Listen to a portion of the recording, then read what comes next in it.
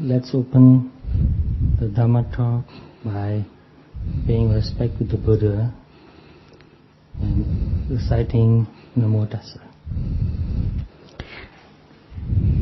Namo Tassa Bhagavato Arahato Samma Sambuddhassa. Namo Tassa Bhagavato Arahato Samma Sambuddhassa. Namo Tassa Bhagavato Arahato Samma Sambuddhassa.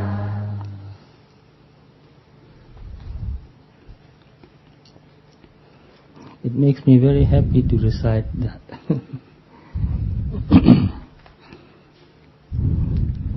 I can tell you the story, but it will take a long time.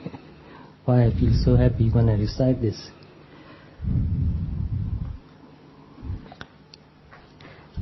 Because I will tell you as short as possible. When I was young, I didn't believe in anything or anybody. But then, after learning Dhamma and understanding who the Buddha was, I developed respect for the Buddha, and spontaneously I recited this. Because I've heard this many times in many other places, and even in a movie. You know, they recited this in a movie. Can you tell which movie that is? Well, the one that I remember is Angulimala. In that movie, a group of monks recited that. So when I developed respect for the Buddha and trust for the Buddha, spontaneously I recited this, Namo Tassa. I didn't know I was reciting at that time, but I was so happy. Then I remember, oh, I'm reciting Namo Tassa. So if you really understand who the Buddha was and what his teaching means, and only you will understand it only if you practice it. There's no other way you can understand it. You cannot understand it just by reading books. So to start the talk, I hope some of you were here the first time when I came here to give a Dhamma talk. That was about 2 years ago. And at that time, I gave a talk based on the first verse of Mangala Sutta. Asevanacha Bharanam, not to associate with fools. It was very difficult to translate. But this time, I'm going to talk about another verse from Mangala Sutta.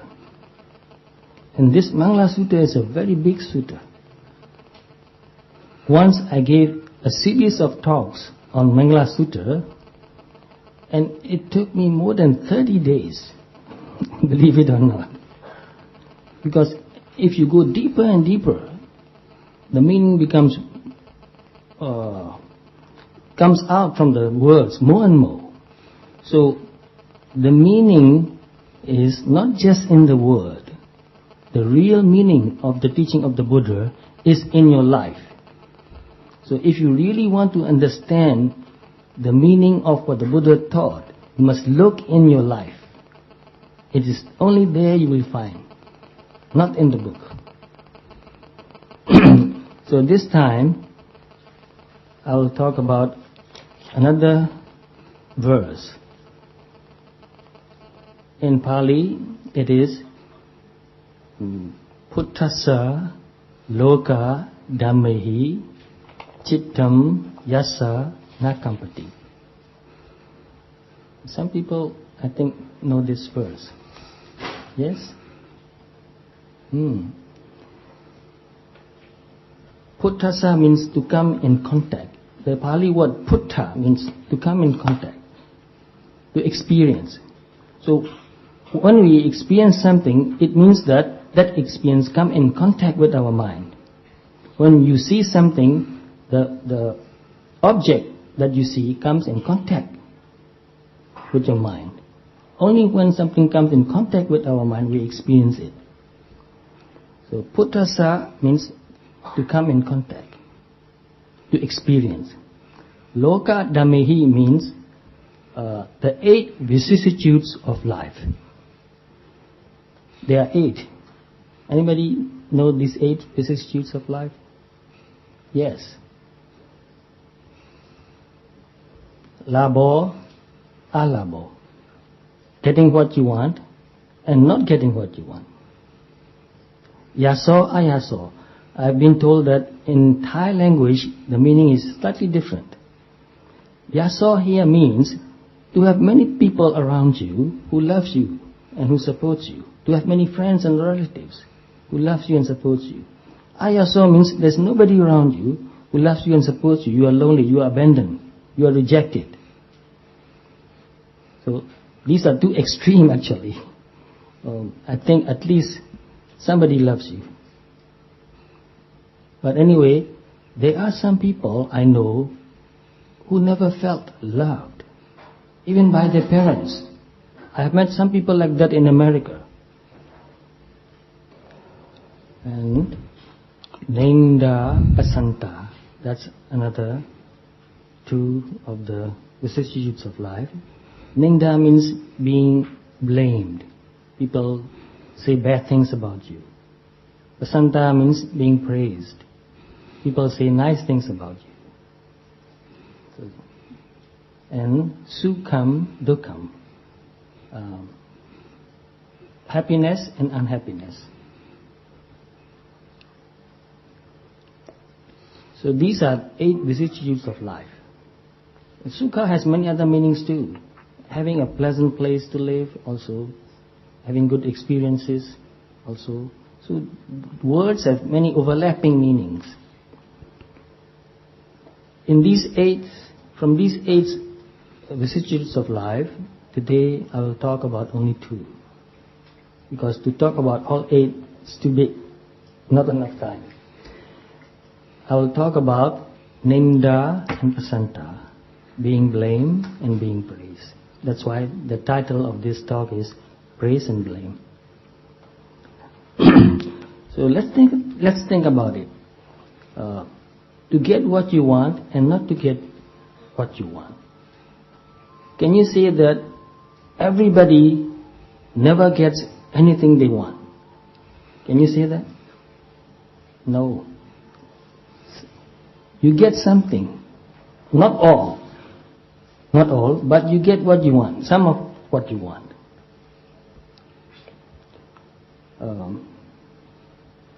So you cannot say that this is true for everybody. This is true for some people.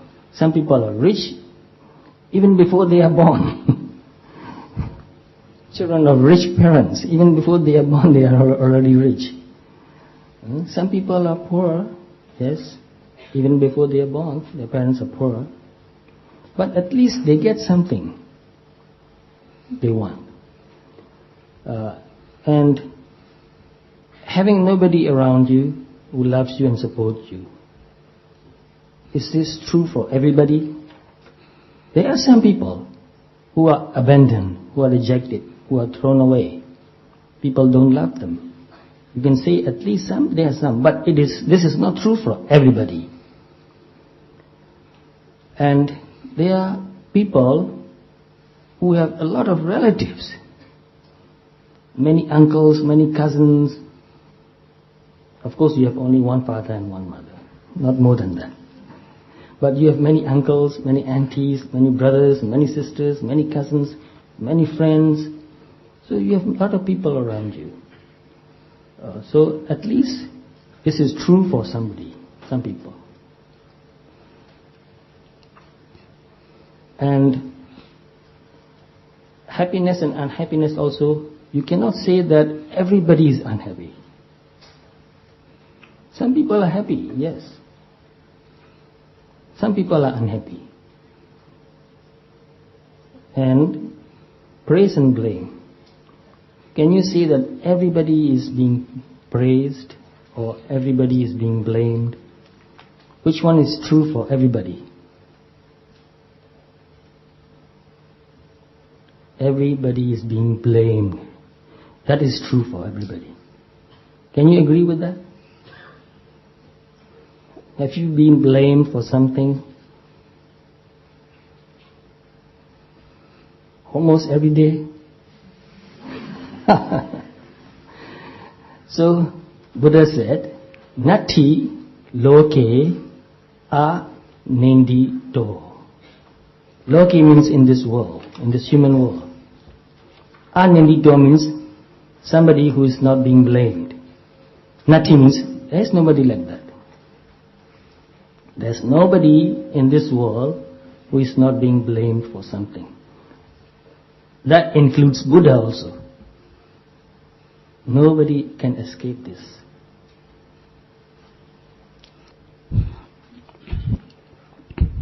So, Nati loke a nindito. In this world, there's nobody who is not being blamed for something, almost every day. So, I will tell you some of my experiences with it, because I have very painful experience. Therefore, I gave a talk on this topic. When I was young, almost everybody loved me. Almost. I hope you believe it. But as I grew older and older, as I learned to read more and think for myself and speak my own mind, and will not take orders if I don't like to take orders, even my parents started blaming me. And when I was in my teens, I started thinking about religion and reading a lot about religion. And if you really read a lot, you develop a lot of doubts, naturally. So many contradicting ideas. You read from so many different philosophies, so many different religions. So, I cannot believe in any religion anymore. And I spoke my mind. That was my problem. When I believe something, I talk about it. When I don't believe something, I talk about it. I can't keep my mouth shut. It's very difficult for me to do that. So when I started talking about my doubts, my parents got upset, my teachers got upset, my friends won't talk with me anymore, and my friends' parents told my friends not to associate with me because I was a bad boy who won't believe in any religion. I did not believe in any religion because I took religion very seriously. I take religion very seriously. If you take something really seriously, you really think about it. And when you really think about it, naturally you develop doubts. But I'm a very religious person. I know that. I can prove it. I've been fighting with religion all my life. That's the proof. Because if I don't care about religion, I won't even think about it. So for me, religion is something very important. It affects your whole life. Not only this life, it affects your life now and the next life and the next life. So you have to really think about it. So when I talk about my doubts about religion, people call me all kinds of bad names. If you believe in any religion, no matter what, people say you are good. If you don't believe in any religion, no matter how self-disciplined you are, they will not trust you anymore. Because you're not afraid of anybody anymore. When people believe in a religion, they are afraid of this or that. They are afraid of God, they are afraid of hell, they are afraid of many bad consequences. But when you don't believe in any religion, there's nothing you need to be afraid of. And people think that you will do all kinds of horrible things because you're not afraid of anything anymore. So people like you to be afraid of somebody or something. If you're not afraid of somebody, if you're not afraid of something, they'll think you are horrible, you are terrible. So even my parents won't talk with me anymore. And I became very lonely. I had only a few friends left. Even my teachers won't talk with me anymore.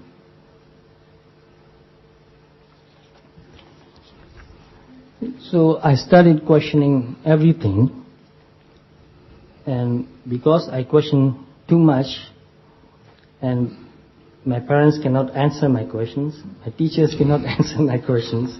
It's easier to ask questions, but very difficult to answer, truthfully actually. So they don't like me anymore. People like you if you believe what they say, naturally. But if you question them, at first they will say, it's okay, it's your right to question. But if you keep questioning, they will take you as a nuisance. So at home, I won't talk with anybody anymore. There's nothing to talk about. But although I have a lot of doubts about religion, I like reading about religion. I get all kinds of books I can find about religion and read it. I still read all kinds of religion, not only Buddha Dhamma, all religion. Why do people believe in religion? Why can't they stop believing in all religion? That is the question. Because deep inside us, we yearn for something bigger and higher, noble, something noble. And deep inside us, we yearn to be free. We want to be pure. We want to be happy. We want to be a good person. So when people accuse me of many things, I just went away and in a quiet place and asked myself, am I really a bad person? You know the answer? No. I'm not a bad person. I can never believe that. I never had a doubt that I am a good person. Because what do I want? I want to be happy. Can you agree with that? Everybody agree with me. Yes, I want to be happy. And how do you want to live to be a happy person? To be a happy person, you need a lot of friends. You need people who love you and trust you. You can't live alone and be happy. So, when you want people to love you and trust you, you must be a good person. You must behave well. You must have discipline. You must not do evil. You must do what is good. So I want to be a good person because I want people to love me and respect me. I want to be happy. I want to see myself as a good person. I want to love myself too. I love myself, always. So I know that deep inside me, I have religion. But I cannot give it a name. I cannot give what religion that is. Because deep inside me, I want happiness, I want freedom, I want real purity, I want nobility. I want to be a good person, the best person that I can be. So religion for me is to develop the best potentials in me. I can see that I have bad potentials, like everybody else. I can see that I have good potentials. I want to develop all those good potentials, good qualities in me, so that when I think about myself, I can be really happy. And people demand me to believe all kinds of ideas, but I cannot. Naturally, I don't know why, I don't know how, I like to think for myself. I want freedom to think. And people don't give me freedom to think. You are not free even to think. So I love freedom very much. All kinds of freedom. Not just one kind or two kinds. Not just political freedom. All kinds of freedom. Then I noticed that when you have negative states of mind, your mind is not free. When you are hateful, you are not free. But when you are loving, you feel more freedom. When you are stingy, jealous, you are not free. But when you are generous, when you share, you feel more freedom. When you are forgiving, you really feel free. So I love freedom. I can feel it. I'm a very sensitive person actually. I can feel what I feel. I can see what I feel. So because I love happiness and freedom, I love nobility, I want to develop my good qualities, I'm religious.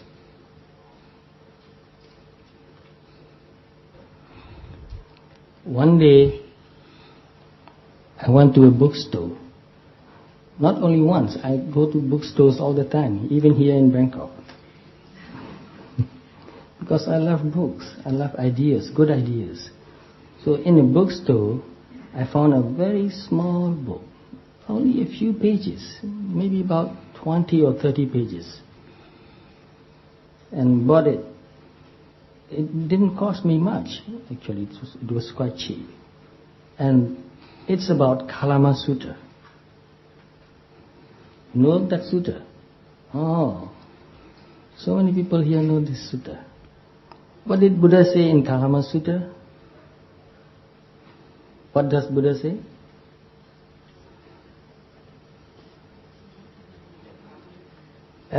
Don't believe. There are 10 points not to believe. The first point is ma anusawena. Don't believe something because you have heard it repeatedly. You have heard it many, many times. Ask yourself, why do I believe something? If one person tells you something, you say, it may be true. 2 persons told me the same thing. 3, 10, 100, 1,000. You start believing it. So when you hear something repeatedly, you believe it. That's what they do in what do you say? Advertisements. They repeat the same thing again and again until you believe it. Ma paramparaya. Don't believe something because it's a tradition. Parampara means para. Generation to generation. Don't believe something because it's a tradition. Ask yourself, why do I believe something? Mostly the answer is, it's a tradition. There's a song, tradition. Anybody knows that song? There's a song, very famous song, tradition. Your parents believe it, your grandparents believe it, your teachers believe it, you believe it. You never really try to find out whether something is true or not. You just believe it. Because it's a tradition. To go against tradition is very difficult. There's a lot of pressure. Tradition has a lot of pressure. Ma'iti kiraya means second hand. Everything second hand. So and so said that. So and so saw that. So second hand reports. People believe that. Mateka hetu, manaya hetu. It sounds logical. It agrees with the system, philosophical system. People believe that.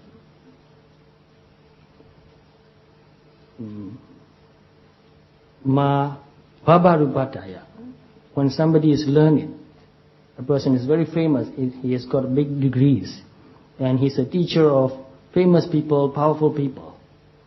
And you think that, well, since so many people believe in him, what he said must be true. He is seemingly able. You start believing it.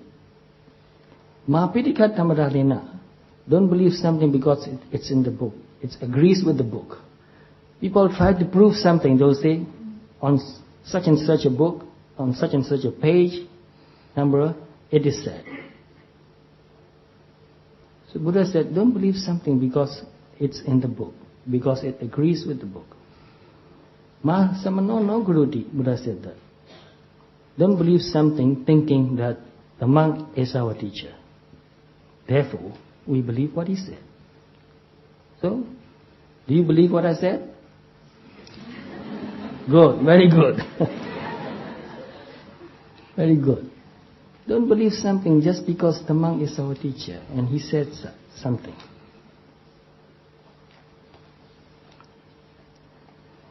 So since so many people are putting so much pressure on me to believe, and Buddha said, don't believe, I thought, now I have somebody who will support me. Now I have an authority. I said, look, here, Buddha said, don't believe. I have a right not to believe. Buddha said that. I have a right to question. I have a right to find out for myself. Decide for myself. And I love that sutta so much that from that day, I trust and love Buddha. This is the only person I can trust and love, who told me not to believe even what he said. So you see how easy it is to get somebody to believe you? Just tell them, don't believe me. Then they'll start believing you. Then I started reading more and more Dhamma books. And I take what I like. I never take the whole thing. I pick and choose. This is my habit. So I take a few advice, like pay attention, never forget. That is very important. I take that as a seed and put inside my heart. Buddha said, Satim cha kwaham bhikkhave sabbatika modami. Mindfulness is needed everywhere, in every situation. That is very important. So I take that advice into my heart. So for me, religion is something that grows in my heart. I take the seed and advice and put in my heart and grow that in my heart. It grows and grows. It's still growing. So for me, religion is alive. It always grows. And it becomes my religion. Very personal. For me, religion is not something I can share with everybody. I can talk about it. But religion for me is very personal. It is my religion. And my religion is not the same as anybody else's religion. There may be some similarities, but never the same. It never will be the same. Because I've grown that seed in my heart, in my life. Therefore, it is mine. I'm not using the word mine as something possessive. I mean, it is something very special for me. It suits me. It grows in me. Or I grow in my religion. I live with it. It's all my life, the whole life. My whole life is my religion. So, once somebody asked Mahatma Gandhi, Gandhiji, what's your message? You know what he said? His answer? My life is my message. And I can say that. What is your religion? My life is my religion.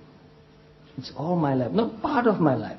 Religion is not something I practice part of the time. It's full time. I live with it every moment of my life.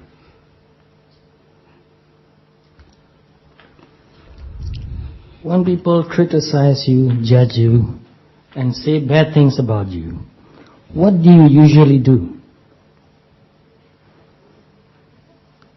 Well, I'll tell you what I usually do. I said bad things about them back. I can choose very big words that will hurt them. I am very good at that.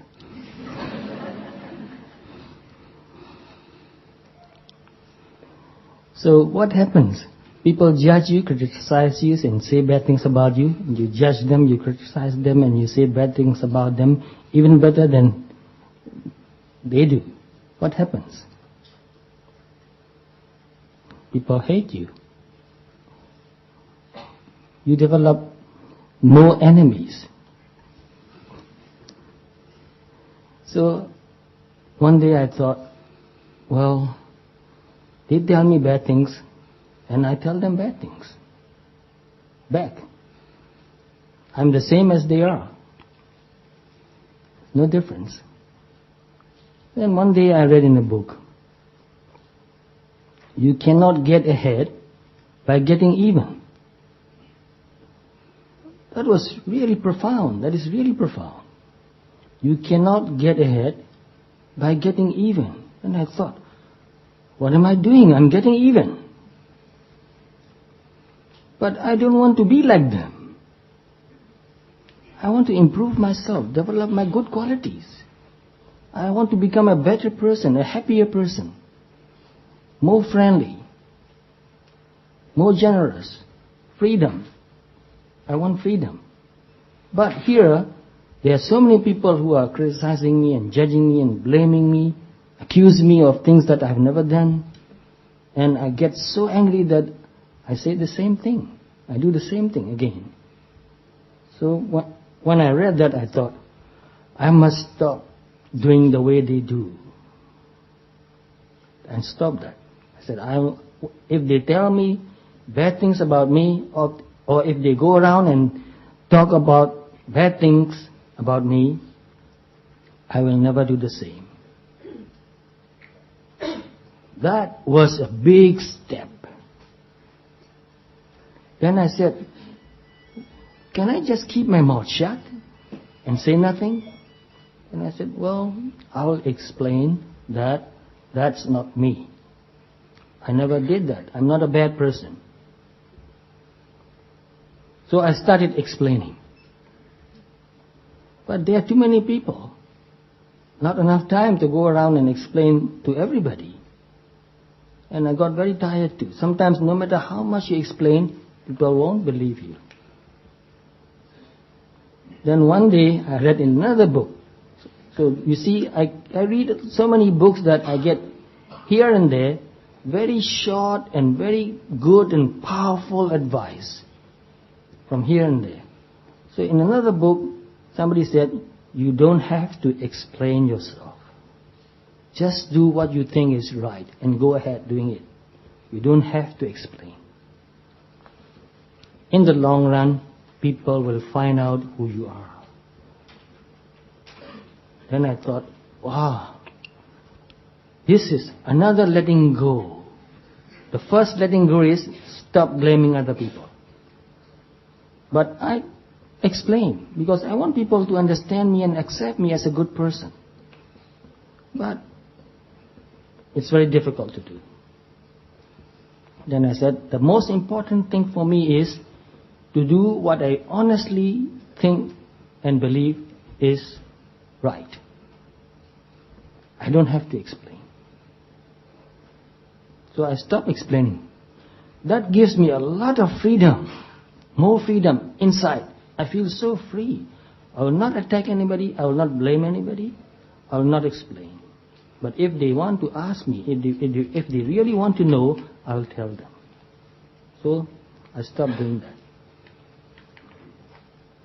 And from that day, my attitude toward life and people changed a lot.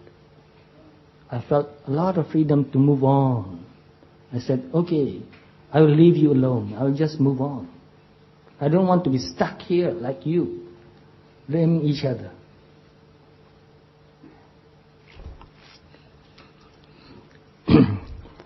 And after that, I found another little book. In Burma, there are many, many Dhamma books, just like in Thai. That book is on Mangala Sutta. So I read that book first in Burmese translation. And liked that very much, Mangala Sutta. And I tried to find out the meaning of the word Mangala. What does that word mean? What does the word Mangala means? Most people translate that as blessings. But what does blessing means? You translate one word with another word, just words. Mangala has very deep meaning. And well, I will say it in Pali, but you don't have to translate all the Pali words. It means edi karanam. Edi means to fulfill. Karana means the cause. The cause to be fulfilled.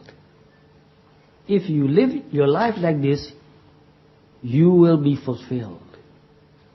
You will get all the good things as a human being in this life. Bodhikarana means to grow.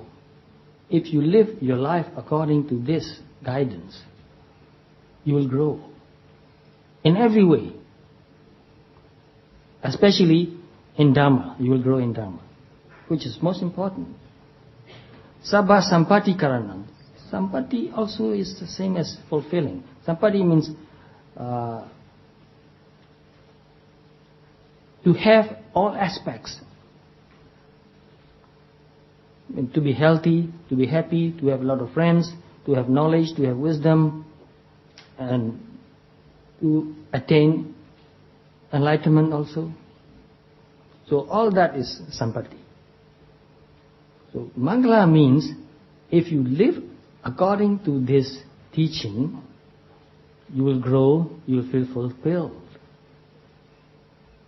So it's not something we just recite, it's something we live. And in that Mangala Sutra, I came to this point. Puttasa loka dhamehi, when in coming in contact with the vicissitudes of life, chittam yasa na kampati. His mind does not waver, disturb. His mind is not disturbed. Wow, that is something really wonderful. I get disturbed so much, I get so angry. I'm a very angry person. Anger type person. There are many different personality types. Some people are greedy type, some people are anger type, some people are delusion type, many other types too. But I fit in this anger type. You hate me, I hate you. No forgiving, no patience. But I've learned to forgive and I've learned to be patient. I've learned it very hard way. It took a long time to learn that. But when I read that, Puttasa loka dhamehi chittam yasana kampati. Kampati means tremble, to shake, to be disturbed, to be affected. So, when coming in contact with the vicissitudes of life, his mind is not affected. His mind does not tremble. He is not disturbed. Wow, that must be really powerful. That mind must be really powerful and strong. And I just want to be that kind of person. Just love to be that kind of person. I don't want to be shaken by the wind. When people say something, it's just the wind. The wind blowing towards you. Just the wind. And I'm shaken, just like a leaf. I don't want to be like a leaf. I want to be like a rocky mountain.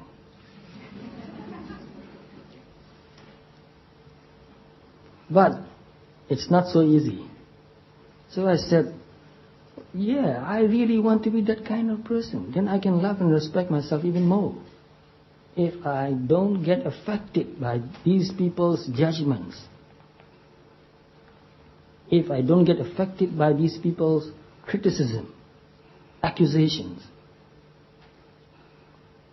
then I can really respect myself. Then I will be really free. That's what I want. I want freedom. How? You can't just say, I will not be affected. And the next moment somebody come and say something bad about you, you get so angry again.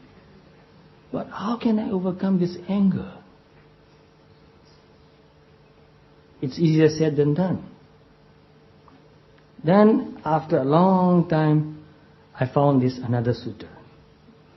Satipatthana Sutta. Mindfulness. That's the only way to overcome. To be mindful, to be aware, to pay attention.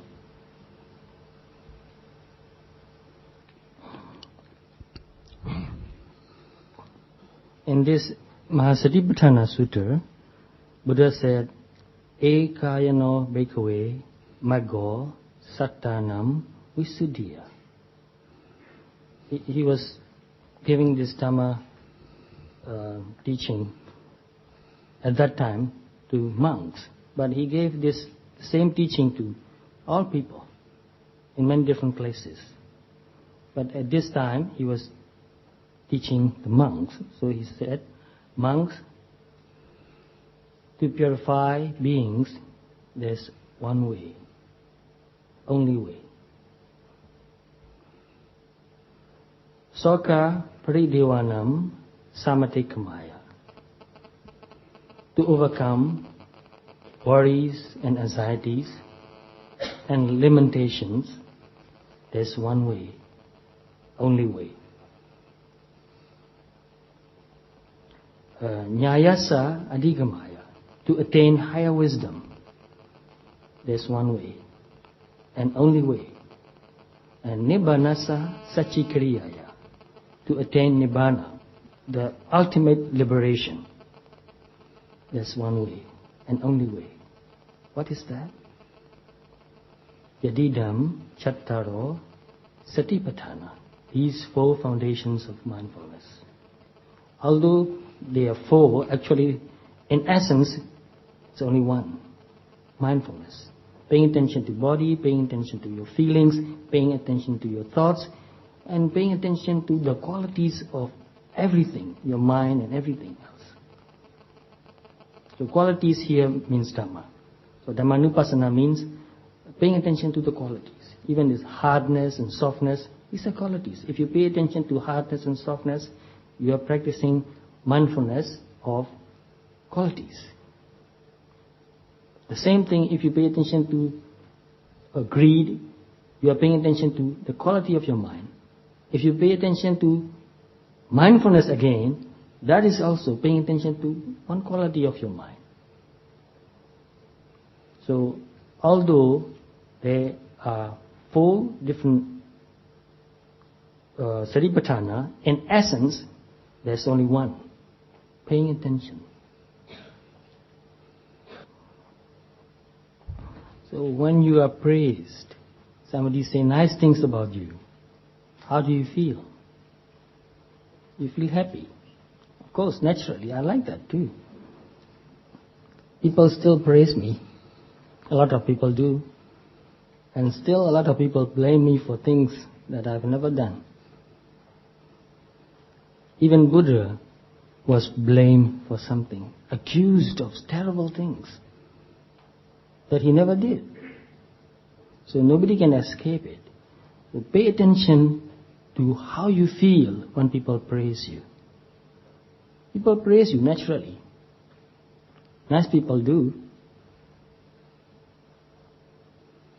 And people will blame you. And pay attention how you feel when people blame you, accuse you, judge you, criticize you, condemn you. By paying attention, gradually you overcome praise and blame. When you are praised, you are happy, what will you do? You will do something for which you will be praised. You will think of what shall I do to get praised. And if you do things just because you want to be praised, there's no wisdom. There's no freedom. Because people praise you, sometimes people praise you for doing bad things too. Look around, you will find that. So don't do things just to get praised. Do what you really think is right. And when people blame you, pay attention. How you feel? How do you feel? You feel unhappy. You get angry. Sometimes you feel sad. Sometimes you feel depressed. Especially people who are very weak inside. You blame them, you accuse them, you judge them. They become very discouraged. They become depressed. Especially younger people. Don't judge them too harshly. So, if you avoid doing something just because you are afraid that if you do that people will judge you or condemn you, criticize you, you have no freedom. In some cases, people will criticize you and judge you for doing the right thing. People who are foolish will praise you for doing foolish things. People who are foolish will criticize you for doing good things. So don't do anything just because people praise you, or just because people criticize you and judge you and blame you. Think for yourself, is this the right thing to do? With wisdom, decide and do it, no matter what people say.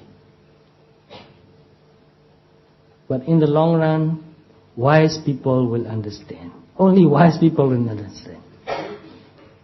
And if you have done something, and wise people judge you, heed that judgment. Pay attention to that judgment. Take that judgment with humble heart. Because they are wise, therefore they are kind.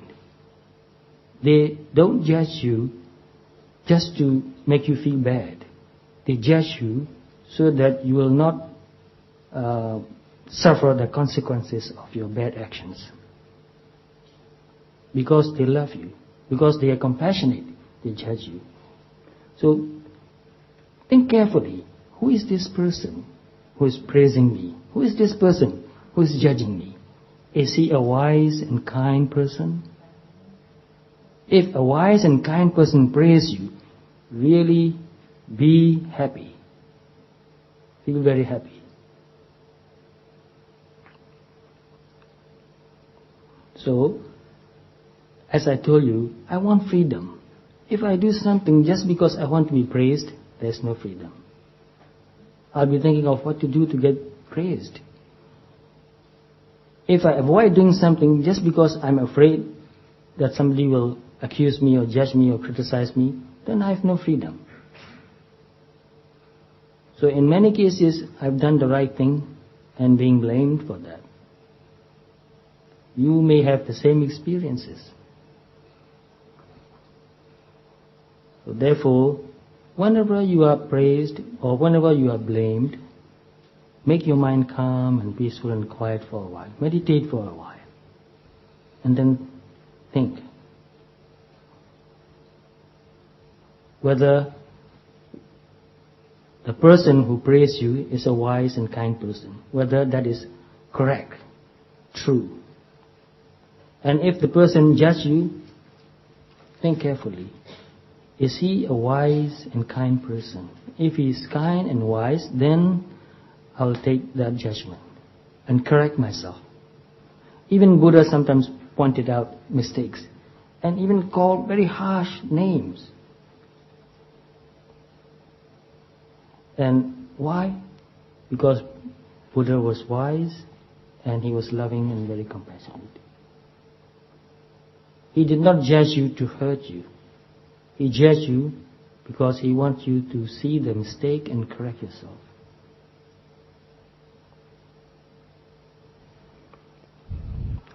It is not easy to live your life without passing judgment on other people. Is it really easy? I don't think it's possible. For example, you have children and your son or your daughter has done something wrong. What would you do? Would you say something or won't you say anything? Or you will say nothing? No. Yeah. Because you are a mother, because you are a father, you don't want your children to do bad things. Get the habit of doing bad things. Sometimes they may make mistakes, but it becomes a habit. So when you have to pass judgment, when you have to admonish, first make your mind calm and peaceful. And also watch that person. Is he or she in the right mood to accept your admonishment, to accept your judgment? Wait, be patient. And when he or she is in the right mood, don't criticize or judge or admonish to make him shameful, to make her shameful. Don't say anything bad about him or her in front of other people. Take her or take him away to a secluded place and then point out, this is wrong. It will hurt you very badly. I'm saying this because I love you. You know that. You know I love you. So, correct your mistake. Don't do this anymore. Understand that this is something wrong. Teach him, educate him. Instead of punishing, it's better to educate. So, we pass judgment on other people, and other people pass judgment on us. We criticize other people criticize us. But there's another person who judge you and criticize you. Who could that be? There's another person. Yourself. Yeah, right. That's right. Right. That's very important. Self-criticism, self-judgment, self-condemnation. Won't you do that sometimes? Yes, you do. I do. So that is a very important thing to remember.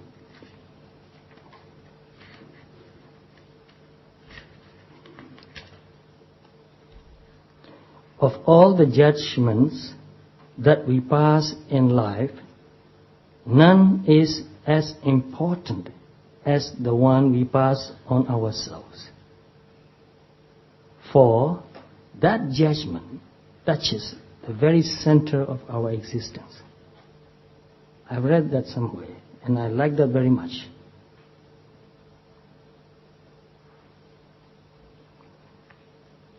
Of all the judgments that we pass in life, none is as important as the one we pass on ourselves. If you do something bad, something wrong, knowingly, deliberately, intentionally, can you respect yourself? No, you cannot. At least you will say, I'm so weak. I know this is wrong, I know this is bad, and yet I cannot control myself. I've been doing this again and again. I'm ashamed of myself.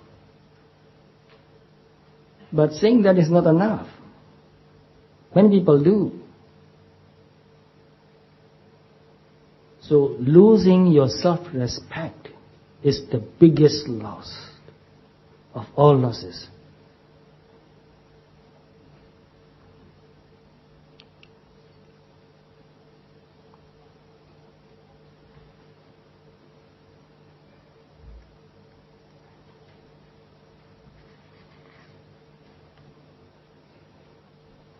If you are not afraid of the voices inside you, you will not fear the critics outside you.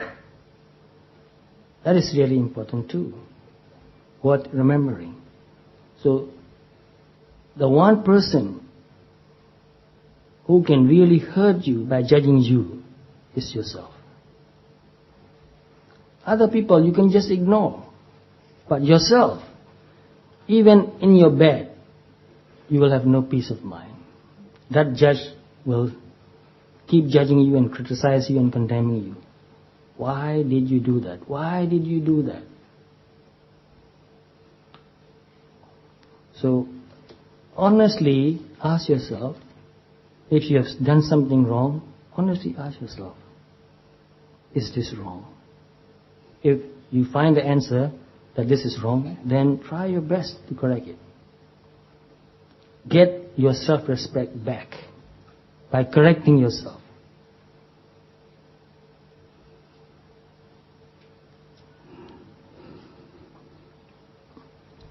I have read about one man.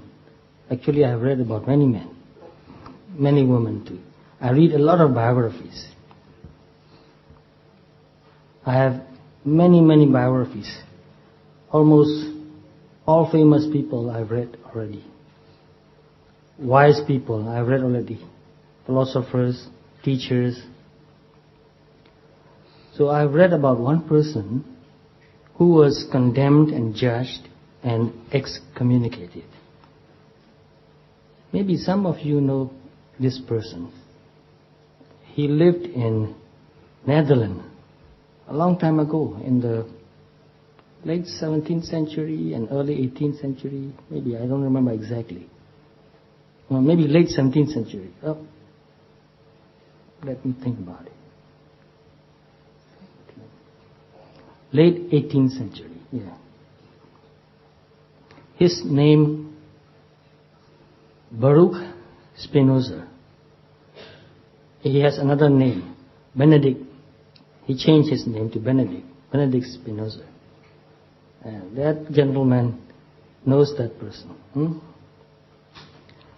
He was judged and condemned and excommunicated. Even his relatives should not contact with him. And his friend said, we will judge them. We will point out their mistakes. They are not fair. This judgment is not fair. But you know what Baruch Spinoza said? I like that very much. He said, I will live out my own life.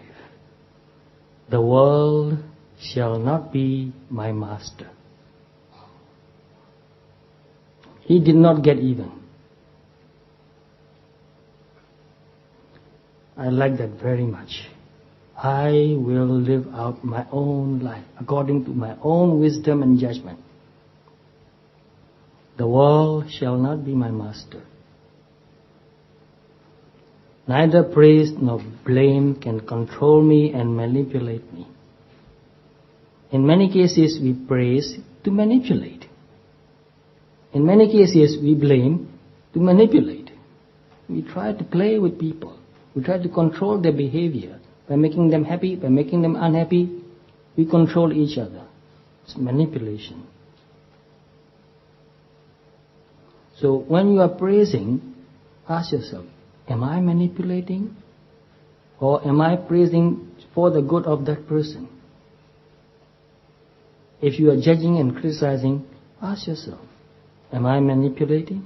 Or am I judging and criticizing with compassion, with wisdom, for the good of that person?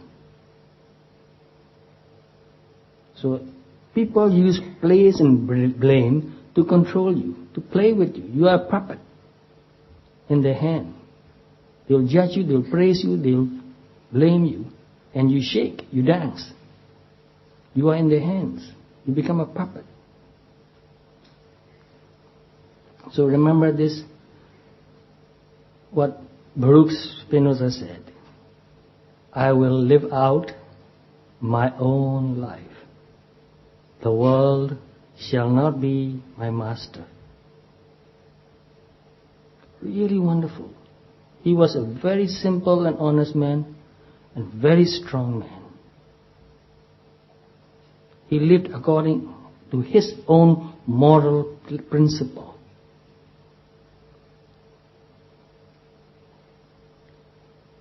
So let's get back to Mangala Sutta. Puttasa loka dhamehi chittam yasa na kampati. When coming in contact with the vicissitudes of life, his mind is not affected.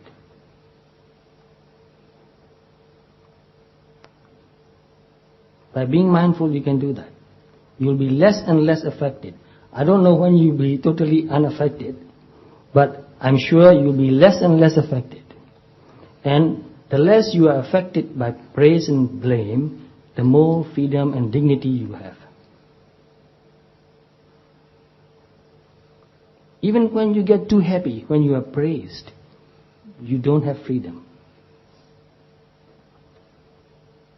People can control your mind, your mood. People can destroy your mood. They can make you unhappy very easily. So will you allow other people to play with your mind? Will you like being a puppet in other people's hand? No, nobody like that. So be mindful, pay attention to how you feel when people praise you, when people blame you. The more mindful you become, the stronger you will become, and the more freedom you will have. And by doing that, you will develop your spiritual qualities. By paying attention to how you feel when you are praised or when you are blamed, you will learn to pay more and more attention to other aspects in your life. You will become more and more mindful in every situation. And that is the way to become strong, that is the way to become wise, that is the way to become free. So when you understand this little verse, this one verse, coming in contact with the vicissitudes of life, his mind is not affected. And if you know how to get that, your spiritual practice will be complete. So by being mindful, you can become not affected by praise or blame. Then you'll be safe. Then only you'll be safe. Then only your mind will become purified. Asokam, you will not have worries and anxieties anymore. Think of yourself. What worries you most is other people's opinion. What do people think of me? That worries you most. Instead of asking, what do people think of me? Ask yourself, am I doing the right thing?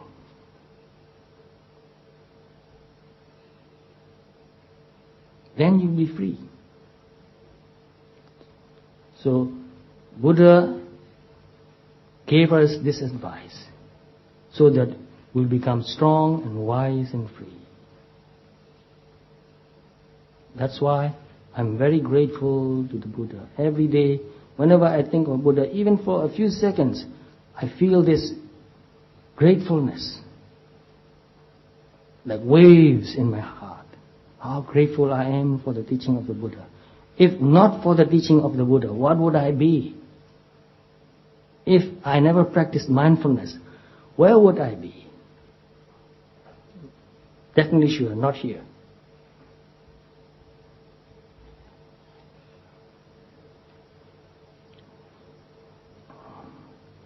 I can say much more, but I look at the clock. My allotted time is almost over. So, I will recite this verse from Mangala Sutta. You don't have to, but if you can, it's okay.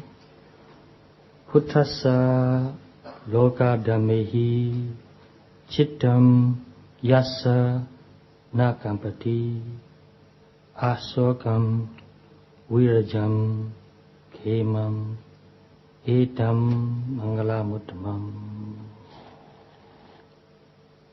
By reciting this teaching of the Buddha and by practicing it daily, every moment in my life, I honor the Buddha.